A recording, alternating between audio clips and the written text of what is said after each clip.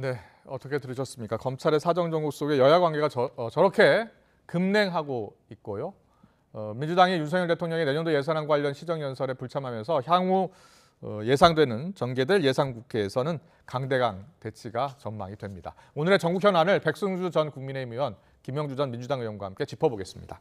어서 오십시오. 네, 안녕하세요. 안녕하세요. 안녕하세요. 예, 안녕하세요. 네, 두 분 다 국회의원 지내셨으니까요. 대통령 시정연설에 제1야당이 불참하는 경우가 이번이 처음이라고 하더라고요. 네. 자, 국회의원 지내셨으니까 두 분께 여쭤보겠습니다. 이 모습이 어떻습니까? 보시기. 사실 뭐 국민들에게도 송구스러운 모습이죠. 네. 물론 과거에 2019년 추경안 때 정세균 총리가 대독하는 추경안 시정연설에서 자유한국당이 들어오지 않았던 적이 있었습니다. 예. 그래서 물론 이제 대통령께서 직접 오신 그 시정연설을 불참한 것은 역사상 처음이고요. 예, 그래서 이것은 뭐 있어서는 안 될 일이 있었다라고 생각들고, 하지만 이제 그럼에도 불구하고 지난번 대통령께서 미국 캐나다 순방길에서 여러 가지 어떤 본인의 의사와 상관없이 그런 말하자면 홍보 수석을 통해서 네. 마치 우리 국회에 대해서 질타 욕한 것처럼 그렇게 보연 부분은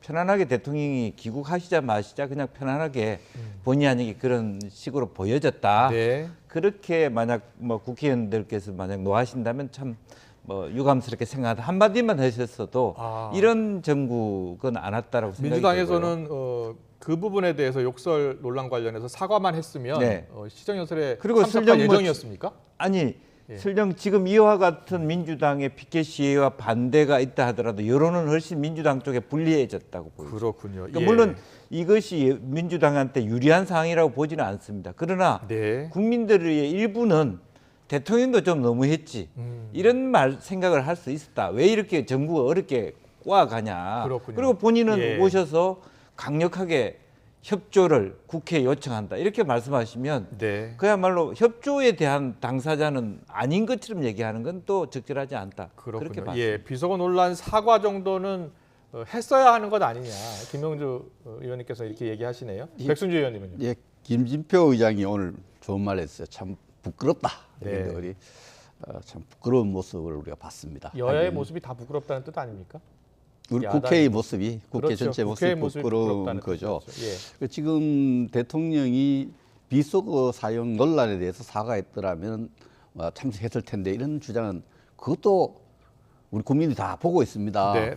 국민을 왜 참석 안 했는지는 지금 민주당의 구성원에 대한 사법 절차 수사가 진행되고 있고 특히 민주정책연구원에 대한 영장을 발부받아 수사하니까 거기에 대한 강력한 반발로 이렇게 불참한다는 국민들이 다 알고 있는데 또 한참 전에 일인 비속어에 대한 사과 문제인지 또 특검을 수용 안 해서 불참한다. 이것도 국민을 좀 속이는 거예요. 그래서 이게 이 국회법에도 이게 선택의 문제가 아니거든요. 국회의원들이 헌법기관으로서 국회법에도 어떻게 나와 있냐면은 대통령 행정부가 시정연설을 하면은 예산에서 시정연설을 듣도록 되어 있어요. 어떻게 보면 국회가 직무유기를 하고 있고 이런 모습을 보면서 야, 우리 국회가 다른 분야는 다 세계 정상을 치닫는데 국회가 너무 세 차례 또 집권 경험이 있는 민주당이 너무한다 이런 생각이 좀 들었습니다. 국회법 84조 1항에 나온 이야기인데요. 예산에 대해서는 본회의에서 정부의 시정연설을 듣는다라는 이야기가 있다는 겁니다. 뭐 국회법을 가급적이면 지키는 게 좋죠. 그러나 어쨌든 실제로 뭐 대통령의 그 시정연설이라고 하는 것은 그 당시 상황에 안 듣는다 뿐이지 전체 뭐 다 프린트아웃돼서 모두가 다 안에서도 또 사실은 국회의원들 아시다시피 본회의장에 항상 안 앉아 있다고 욕을 먹습니다만 사실은 다 생중계되고 있지 않습니까? 저는 오히려 큰 틀에서 그런 부분조차도 이제는 좀 현실적으로 영국 국회나 이런 데 가보면 그렇게 하지 않습니까? 지금 뭐 앞서 전해드렸습니다만 이재명 대표는 맞서 싸울 수밖에 없는 상황이다 이렇게 이야기를 하고 있고 주호영 대표는 민주당이 이재명 사당이냐 이제 사법 영역에 놔두고 민생에 집중하자라는 이야기를 하고 있는데요. 오늘도 여야의 반응은 엇갈렸습니다. 정진석 비대위원장 또 박홍근 원내대표의 말을 듣고서 더 이야기 나누겠습니다.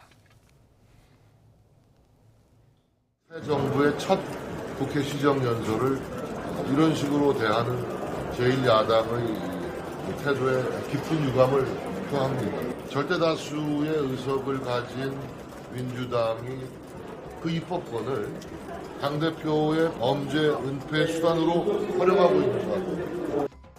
대통령께 사과라는 단어는 머릿속에 안 들어와 계신 모양이죠.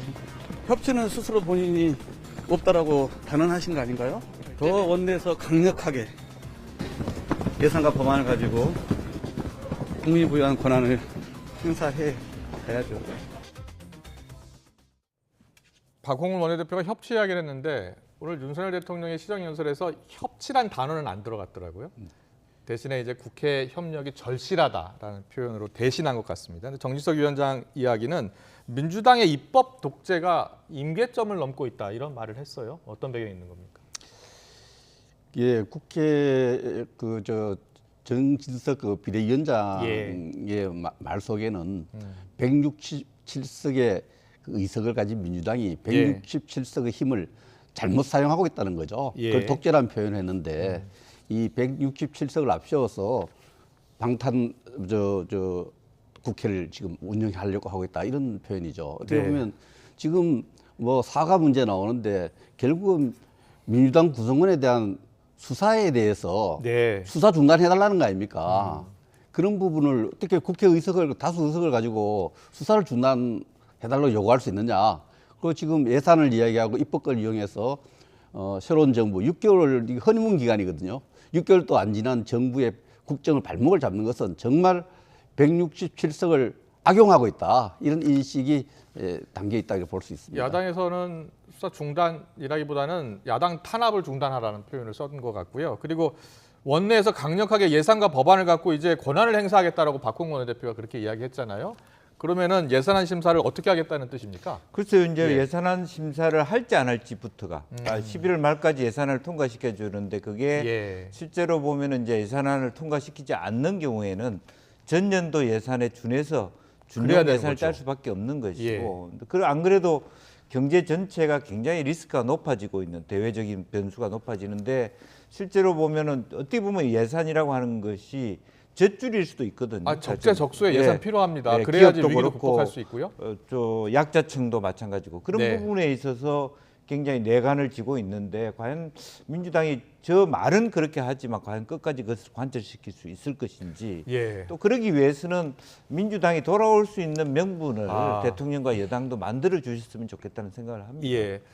야당이 이제 제일 야당이지만 또 국회에서 다수당이기 때문에 물론 책임도 있습니다. 하지만 더 큰 국정운영의 큰 책임은 또 여당이 지고 있는 거 아닙니까? 그렇습니다. 이 예산안을 이제 심의도 안 할 수 있지만은 또 끝내 통과되지 않을 경우에는 윤석열 정부와 새롭게 시작하려는 사업을 전혀 할 수 없어요. 그렇죠. 이런 경우에 대비해서 헌법에도 규정되어 있는데 그 헌법기관이나 법정기구들에 대한 유지 운영 예산은 전년도 예산을 기준으로 쓸 수 있고 또 약속을 이행해야 되는 예산도 쓸 수 있고 그 대신에 또 새로운 예산을 또 연부식이라 그러는데 연차적으로 하는 사업들을 할 수 있는데 새로운 그 사업들을 전혀 할 수 없어요. 그런 부분에서 오늘 박홍근 원내대표가 의미심장한 협치가 아니고 대통령과 윤석열 정부에 대해서 경고를 날렸거든요. 예산 권한을 가지고 국민이 부여한 예산 권한을 가지고 강력히 투쟁하겠다는 이야기는 예산안을 지렛대로 해서 국정 운영에 대해서 최대한 영향력을 확보하겠다는 이런 이야기를 한 것 같습니다. 여당이 뭐 어떻게 해야 되겠습니까? 일단 뭐 서로가 그래도 대화를 나누고 어느 정도 여유를 줘야 되는 것 아니냐. 이제 김영준 의원이 이렇게 이야기하셨거든요. 협치, 협력 이 부분에 대해서 우리 국정 운영에 대해서 여야가 계속 긴밀하게 의논해야죠. 의논해야 되는데 지금 잘못된 관행에 대한 집착하는 부분이 있는 것 같아요. 수사와 관련된 것은 윤석열 정부는 이전의 정부들하고 좀 달라요. 문재인 정부 때만 해도 문재인 대통령이 기업 문건 관련해서 수사를 진두지휘했거든요. 모든 수사 자료를 제출해라. 특별하게 하명을 했다고 수사를 하라고.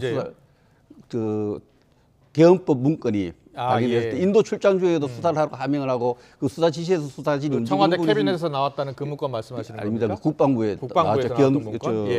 그래서 이 문제에 대해서 현재 윤석열 대통령의 여러 가지 개인적인 경험과 지금 철학을 봤을 때는 대통령이 수사를 빨리 해라, 천천히 해라 해라 말아라 할 그런 입장이 그러면 지금 아니에요. 정부 여당에서 더 이상 양보할 수 있는 그 여력이 없는 겁니까 전혀? 지금? 수사와 관련해서는 예. 현 정부가 예. 저도 관계자들 좀 만나봤지만은 수사를 뭐 속도를 완급을 조절한다든지 네. 또 하고 안 하고 개시 여부를 결정한다든지 대통령이 전혀 관여할 의사도 없고 관여할 권한도 없다고 생각하고 있습니다. 이 부분을 달라진 세상을 민주당이 인식해야 되는데 이걸 계속 이전 정부의 어떤 그런 관행을 믿고 이거 수사하는 거 민주정책연구원 수사 지금 시작하는 거 이런 부분들이 대통령의 허락하에 대통령이 지시해서 하고 있다는 오해를 하고 있고 잘못 알고 있는 겁니다. 이 부분을 네. 빨리 벗어나야 협치가 가능하다고 봅니다. 야당에서는 이게 야당 탄압이다라고 이야기하고 있습니다만은 또 법 앞에 모두 평등하기 때문에 수사받을 것을 또 수사를 받아야 한다는 의견도 있습니다. 그렇습니다. 예. 이제 실질적으로 보면은 뭐 민주당이 그런 내용을 모르겠습니까? 예. 사실은 좀 과하다고 볼 수 있지만 또 다른 한편으로 보면 이 시점에 이재명 대표를 위해서 그 향하는 네. 김용이라든 정진상 예. 하나하나 유동규 수사가 옥죄고 오고요. 네. 또 하나는 서욱, 김홍희 이런 어떤 전 정권에 정부, 대한 부분이 예, 있고 장관들. 노영민 비서실장 소환했고 예. 그러니까 전 방위로 이렇게 수사를 하고 있다. 이게 대통령 허락 없이 되느냐 이런 질문에 대해서 국민들이 자연스럽게 그렇지 예. 이건 누가 대통령이 시켰을까 협치 의지가 있느냐 이런 의문을 그러니까 품게 된다. 이것은 아까 의원님 말씀하신 대로 대통령이 이런 걸 시켰겠습니까? 그렇지 않음에도 불구하고 예. 그런 의혹을 살 수 있는 조절이 오히려 안 되니까 사실 역설적인 거예요. 옛날에는 너무 심하면 야야 좀 천천히 해라 예. 그런 말을 했을지도 모르는데 그것도 불법입니다만은 예. 지금은 오히려 대통령의 입장이 더 어렵다고 봐요. 네. 컨트롤할 수 없기 때문에 검찰은 엄청나게 속도를 내고 그냥 법 앞에 평등인데 때려잡는데 국민들이 보았을 때는 과다라고 느낄 수 있는 지점이 있는 거죠. 그렇군요. 예. 야당 인사에 대한 수사를 야당 탄압이다. 네. 또 그 민주화 시절은 그 이야기가 통했어요. 사실 그런 측면이 있었지만 시대가 바뀌었기 때문에 거기서 플레이 벗어나야 된다. 네. 지금 또 국회 그 대통령 시정연설 보이콧하는 것을 이렇게 그림으로 보여주면 피켓팅하고 이래서 야당이 엄청나게 탄압하고 있다. 국민관계 투쟁하겠다. 네. 국민들이 탄압받는 야당 편에 서달라. 이렇게 호소하는 이런 플레임을 거는데 네네. 국민들은 그게 안 따라갈 겁니다. 그 생각을 바꿔야 돼요. 그래서 지금 민주당 경우에도 민생경제 경제가 어렵지 않습니까? 예. 그래서 약자가 가장 고통받고 있고 그 약자를 위한 여러 가지 예산 편성을 하겠다 이런 데 대해서 서민 경제 부분에서라도 뭐 투쟁하는 건 투쟁해야 되죠. 정당의 어떤 명분이 있으니까 네. 투쟁하더라도 이 여러 가지 예산안에 대해서는 밀도 있게 네. 약자를 위한 제가 어떤 예산 보기에도 편성을 해야 이제 된다. 그런 저 입장은 서서히 좀 부드럽게 변할 거라고 보여지고요. 예. 또 왜냐하면 그도 그럴 것이 수사의 진전에 따라서 계속 생트집을 잡는다라고 느끼게 되면 더 이상 예, 이 프레임을 예. 가져가고 싶어도 가져갈 수가 없습니다. 민심이 허락하지 않기 때문에 그렇군요. 예. 야당에 대한 지지율도 떨어질 것이고 그래서 이 부분도 어쨌든 2, 3일 전에 어떤 대오가 있기 때문에 그걸 네. 하루아침에 대통령이 오신다고 푸기 어려운 부분이 있어요. 그렇군요. 이제 예. 그런 측면으로 이해를 해주셔도 좋을 것 알겠습니다. 같습니다. 그리고 검찰이 어제 이제 민주당에 있는 민주연구원 김용 부원장 사무실 압수수색하지 않았습니까? 네. 근데 이게 닷새 전에 그러니까 지금으로 보면 엿새 전이었는데 그때 19일 때하고 또 어제하고 좀 달랐잖아요. 네. 그러니까 민주당이 적극적으로 막지는 않았거든요. 사실은 적극적으로 막기보다는 잘 모르는 사이에 들어와 버렸기 때문에 막을 타이밍이 없었다는 부분도 있는 것이고 그렇군요. 예. 또 한편으로 보면 주채련 의원이 매우 잘못된 발언을 하셨죠. 뭐냐면 거기에 예. 있었겠냐 이미 치웠지 하지만 이미 치웠지. 이미 그때 압수수색이라는 건 정말 정광석과처럼 해야 되는데 한번 왔으면 이미 다 치울 수도 있는 그 시간 뒤에 들어온다는 것이 무슨 의미가 있냐. 네. 그리고 또 민주당의 항변처럼 거기에 고정적인 자리도 없었고 불과 한 뭐 부분적으로 한 2-3시간 왔다 갔다 했을 정도에 뭐가 본질적으로 있었겠냐. 예. 이런 부분에 대해서 보여주기식이다 이런 비판을 할 수 있는 거죠. 근데 그런 부분도 있지만 현실적으로 저도 경험을 해봤어요.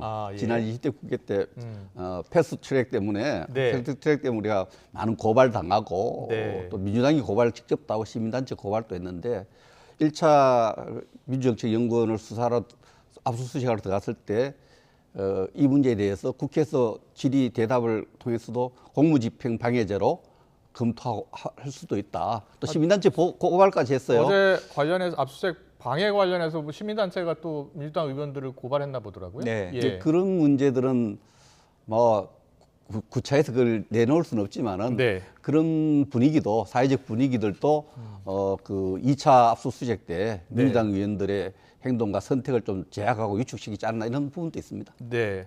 당 내에서 분위기는 좀 어떻습니까? 그 서른 의원이 뭐 이런 사태 올 줄 알았다라는 발언 이후에 일부 의원들이 이야기를 하고는 있습니다만 대부분의 의원들은 여전히 지금 정부의 이런 수사, 야당 탄압 이래서는 안 된다라는 입장이 강한 거죠. 이제 겉으로는 뭐 단일 대우를 형성해야 된다. 네. 그러니까 사실은 야당 탄압이라는 목소리의 하나로 개를 같이 한 방향 정리를 해야 된다고 보지만 네. 다선 의원 중심으로는 좀 관망세가 많아지는 부분이고요. 이거 정말 왜냐하면 일부 몇 사람 말하자면 이재명 대표의 측근의 어떤 부패 범죄, 뭐 토착 비리 이런 것들을 당 전체가 이런 이미지를 가져가는 게 부담스럽지 않느냐 이런 얘기가 있을 수 있고. 그렇군요. 그러면 유동규의 발언이 얼마나 진정성이 있는가를 검찰이 만약에 드러낸다면 그럴수록 이재명 리더십은 굉장히 어려움에 빠질 수도 있다 그렇게 보여지고 그렇군요. 그렇다면 실제적으로 강경하게 야당 탄압이라고 하는 주장을 하기 어려운 지점도 생길 수도 있지 않겠나 그렇게 지금 유동규 전 본부장이 지금 작심 발언을 하고 있지 않습니까? 네. 작은 돌을 던졌는데 지금 이제 큰 돌도 더 큰 돌도 본인이 던질 수 있다라는 표현을 쓰고 있거든요. 이 여당에서는 유동규 전 본부장의 발언 지금 나오고 있는데 어떻게 보세요? 뭐 8억이 작은 돌인지 모르겠습니다. 8억보다 더 큰 뉴스를 또 이야기할지 모르겠는데 유동규 씨가 나와서 쭉 이야기하는 걸 보면 1년간의 감옥 시간이라는 건 짧지 않은 시간입니다. 그 속에 하루에도 생각이 몇천 번 바뀔 텐데 지난 과거 또 현재 미래 자기 인생을 생각하면서 진실을 알리는 쪽으로 마음을 잡은 것 같아요. 네. 그런데 이 유동규라는 사람이 이재명 대표와의 관계가 제가 기억하기로는 2000년부터 해서 한 22년 정도 인연이에요. 그 2010년부터 성남시장을 했는데 아마 성남시장 이후에도 계속 아주 밀착된 관계를 유지했기 때문에 그 이재명 대표가 안고 있는 여러 가지 종류의 사법 리스크에 대해서 유동규 씨의 어떤 하나하나의 그 발언들이 폭로들이 하나의 그 증거로서 국민들에게 느껴질 수 있고 또 그런 부분은 이재명 대표에게 상당히 많은 어려움을 줄 수 있는 여지가 있다고 그렇게 봅니다. 네, 민주당에서는 그 유동규 전 본부장의 작심 발언들에 대해서는 어떻게 평가를 하고 있어요? 글쎄요, 굉장히 그 증폭될 가능성이 많고 이것이 실질적으로 보면 어떤 측근의 개인 비리 뇌물죄 형식으로 가야 되는데 원래는 그런 명목으로 잡혀 들어갔단 말이에요. 유동규든 뭐 남욱이든 그런 아직까지 수사가 이재명 대표와 연관성이 있다든지 아니 뭐 당하고 관계가 있다든지는 전혀 나온 건 없잖아요. 그렇습니다만 그럼에도 불구하고 지금 현재 유동규가 나오고 난 다음에는 증거 대선 자금 수사 이렇게 본질의 병행이 확 왔거든요. 그러니까 본질적으로 이거는 개인 측근 비리가 아니라 민주당의 대선에 대한 큰 파열음이 있고 김용 민주연구원 부원장의 구속 그 사유 영장에 이제 적시가 됐죠. 대선 그래서 자금 그런 관련해서. 부분은 당내에서도 큰 파열음이 낼 수도 있다라고 하는 거 정치자금법 위반이라고 하는 측면이 있고 이재명 대표를 겨누고 있다는 걸 숨기지 않는다는 측면도 있기 때문에 유동규 씨가 그런 데 대한 더 이렇게 검찰의 손을 들어주는 처음에는 그런 민주당에서 포지션으로. 회유 협박 가능성 이야기를 많이 했었잖아요. 그 회유 협박 가능성에 대한 얘기를 했던 근거가 사실은 이제 변호사 접견을 피하고 있다. 이제 그런 데인데 실제로 보면 지금까지 밝혀진 바에 의하면 유동규 씨가 가만히 보니까 변호사 접견을 하니까 이거의 기밀이 다 이재명 대표한테 간다. 자기가 더 불리해진다. 이런 판단으로 해서 일정 순간 지나서는 변호사를 같이 대동하지 않는 식의 변화. 그 변화를 검찰이 어떻게 이끌어 왔는가에 대한 문제 제기를 한다고 보여집니다. 지금 심각한 건요. 지금 이재명 대표가 유일하게 기소된 부분이 허위사실 유포 아닙니까? 지난 대선 과정에 선거법 위반해서 그래서 허위사실 유포인데 그 부분에 김문기라는 사람을 모른다고 했는데 지금 유동규 씨가 나와서 모를 리가 없다고 계속 증언을 하거든요. 이 선거법 재판에 결정적인 영향을 줄 수 있는 스모킹건이 될 수 있는 부분이 있고 그렇게 되면은 이재명 대표뿐만 아니라 민주당이 물어야 될 돈이 434억을 전부 대선에서 받았던 걸 도로 내야 되기 때문에 당 재정도 완전히 파탄에 이를 수 있는 부분이기 때문에 민주당으로서는 이 유동규 씨의 그 발언 하나하나가 정말 잠이 안 오는 발언들이 될 수 있다 고 봅니다. 관련해서 김혜영 전 최고위원인가요? 민주당 단일 대우 이야기하면서도 그러한 단일 대우, 특정인을 이렇게 보호하기 위한 단일 대우는 동의할 수 없다 이 발언을 했잖아요. 네. 이 발언에 대해서 당내에서 뭐 비판 여론도 많은 것 같은데 실제는 어떻습니까? 그래서 이제 뭐 드러나기에는 지금 현재 당이 말하자면 하나 이재명 대표라는 구심을 통해서 하나 돼야 되는데 그렇게 구심 자체를 원색적으로 공격하는 데 대한 비판이 있을 수 있고 예. 하지만 그럼에도 불구하고 바른 소리는 해야 된다라고 네. 하는 어떤 지금은 뭐 소수 의견일지는 모르지만 그런 의견들도 많이 힘을 얻어갈 수도 있다. 계속 연일 예영 최고가 또 반박하는 내용을 했거든요. 네. 근데 그런 부분들이 갈수록 굉장히 경론이 뭐 더 수면 위로 올라올 가능성이 많다 저는 그렇게 봅니다. 그렇군요. 알겠습니다. 이제 국정감사가 벌써 이제 마무리가 그렇습니다. 됐잖아요. 예. 예. 근데 과거 이제 국정감사를 보면 큰 사건들도 많이 터지고 국감 스타도 나오고 또 파장도 커지고 그런데 이번 국감은 그런 모습들이 보이지 않았고요. 오히려 여러 가지 뭐 막말, 정쟁 이야기 많이 나왔습니다. 특히 어제 이제 법사위에서 김무겸 의원, 한동훈 장관과 주고받은 설전이 지금 화제가 되고 있는데요. 그 설전을 보고서 이야기 좀 더 나눠보겠습니다. 김앤장 변호사 30명 가량이 있었습니다. 그리고 윤석열 대통령도 이 자리에 이 청담동의 바에 합류를 했습니다. 기억나십니까? 저기서 제가 노래를 부르고 동백 아가씨를 했다고요? 3시 넘어서? 혹시 그 스토킹의 배우가 김의겸 의원이십니까? 의원님, 저는 다 걸게요. 의원님 뭐 거시겠어요? 저는 다 걸게요. 구체적으로 얘기하겠습니다. 저는 법무부 장관직 포함해가지고 제가 뭘 앞으로 어떤 주의 종직이라든가 뭐 다 걸겠습니다. 의원님 뭐 거시겠습니까? 거시는 거 좋아하시잖아요.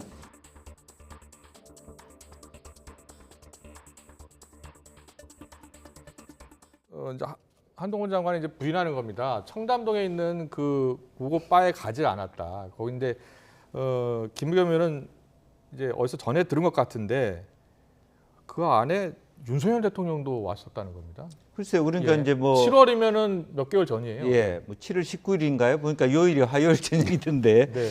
이제 어쨌든 그걸 뭐 이세창인가 전 뭐 자유총연맹 뭐 총재께서 했는데 실제로 보면은 그분의 녹취가 틀어지는 거 보지만 끝까지 보니까 그분도 부인하는 내용이에요. 내가 어떻게 뭐 대통령의 자리를 내가 예. 어떻게 만들 수 있냐 하는 거고 예. 또 하나는 종합적으로 봤을 때 설령 대통령이 노래 한 곡 부르고 싶어도 저렇게 예. 김앤장 변호사 30명 앞에서 부를 이유가 뭐가 있습니까? 예.